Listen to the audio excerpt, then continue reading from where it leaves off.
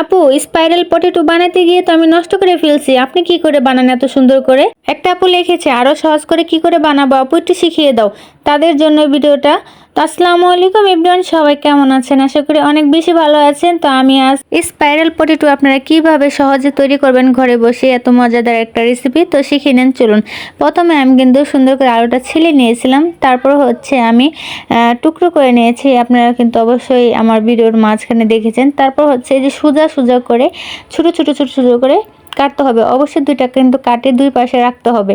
তারপর হচ্ছে এই যে অন্য পাশ থেকে একটু বাঁকা করে সুন্দর করে কিন্তু এরকম গুচি গুচি করে কাটতে হবে, কিন্তু আস্তে আস্তে কাটতে হবে যেন বেশি অংশটা কেটে না যায়। আর দুই পাশে কিন্তু অবশ্যই কাটি রাখতে হবে, কাটি না রাখলে কিন্তু বেশি কিন্তু কেটে যেতে পারে। এটা কিন্তু মাপ কাটি বলতে পারেন, মাপ অনুযায়ী কাটতে হবে। যাই হোক, এভাবে কিন্তু কেটে নিতে হবে সবগুলো। তো দেখুন একটা জিনিস, দেখুন এটা দেখুন কত সুন্দর হয়ে গেছে। তো এটা কিন্তু আমি সবগুলো কিন্তু একই রকম করে তৈরি করে নিব। তো মানে এইভাবে টানলে কিন্তু সুন্দর বলতেছে, আর এটা যখন আমি ভিজিয়ে রাখবো তখন কিন্তু আরো কিন্তু সুন্দর হয়ে যাবে। তো একে একে কিন্তু আমি সব পাত্রে উঠাই নিচ্ছি, আর এটার ভিতরে আমি লবণ পানি মিক্স করা এটার ভিতরে কিন্তু আমি সবগুলো দিয়ে রাখবো। তো দেখেন উঠানোর পরে কত সুন্দর করে মানে নরম হয়ে গেছে, এখন কিন্তু সুন্দর হয়ে গেছে, মানে একদম মেলতেছে।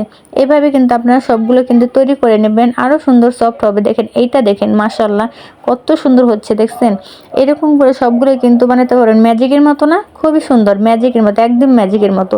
হাত দিয়ে বললেই কিন্তু লম্বা হয়ে যাচ্ছে। যাই হোক, প্রথমে আমি নিয়ে নেব লবণ, তারপর হচ্ছে মরিচ ফাঁকি। আমি বেশি উপকরণ দেবো না, ঘরে যেই উপকরণগুলো থাকে ওগুলাই দিব। তো এগুলা দিয়ে কিন্তু আমি একটু মিক্স করে নেব, যেহেতু এটি স্পাইসি। তো একটু স্পাইসি মানে একটু ঝাল ঝাল হলে একটু বেশি ভালো হয়। আপনারা কিন্তু আলতো অবস্থায় কিন্তু মাখবেন। যাই হোক, আমি একটা প্যানের মধ্যে তেল দিয়ে দিয়েছি, তেলটা গরম হয়ে গেলে কিন্তু সুন্দর করে এভাবে টেনে টেনে একটু দিয়ে দিতে হবে।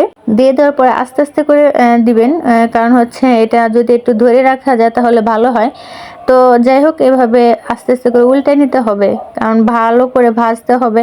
এটার সাথে আপনারা আরও অন্য কিছু মিক্স করতে পারেন, কিন্তু আমি এত কিছু মিক্স করলাম না, যেহেতু লবণ আর হচ্ছে মরিচ ফাঁকিটাই মিক্স করছি।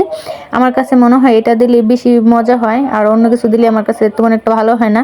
আর এটা কিন্তু অনেক স্পাইসি হয়, আর হচ্ছে কি একদম কোড়মুড়ে শক্ত শক্ত, মানে একদম মচমচে হয় একেবারে, মানে খাইতে খুবই মজা। যাই হোক, আমি একে একে সবগুলো উঠাই নিব, পরে দেখবেন এটা কতটা সুন্দর কালার আসে। মাশাআল্লাহ, খেতেও যেরকম মজা, দেখতেও অনেক মজা। দেখছেন কালারটা অনেক সুন্দর। যাই হোক, বাসায় অবশ্যই ট্রাই করবেন। আর এটা হচ্ছে দেখুন আমি যখন মোচড় দিব কি সুন্দর করে কিন্তু ভেঙে যাচ্ছে, একদম মানে মচমচো হয়েছে। যাই হোক, ভিডিওটা কিন্তু কার কাছে কেমন লাগছে অবশ্যই কমেন্টস করে জানিয়ে যাবেন। সবাই সুস্থ থাকবেন, ভালো থাকবেন, আল্লাহ হাফেজ।